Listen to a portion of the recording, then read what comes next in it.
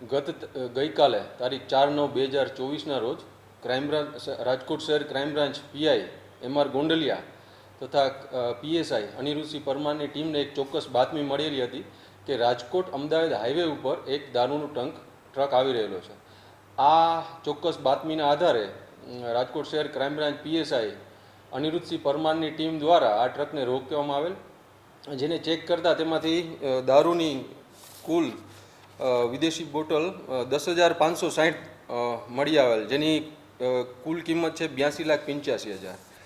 બનાવની હકીકતને ધ્યાનમાં લઈ આ ટ્રકના ડ્રાઈવર મહેન્દ્રકુમાર મનસુખરામ સારંગ તથા આ દારૂ મોકલનારને વિરુદ્ધ ડીસીબી પોલીસ સ્ટેશન ખાતે ગુનો દાખલ કરી વધુ તપાસ તજવીજ ચાલુમાં છે. આ એક ટેન્કર હતું, ઇન્ડિયન ગેસ જે ટેન્કર ભરીને આવે ને એ ટેન્કરમાં દારૂ રાખવામાં આવેલો હતો.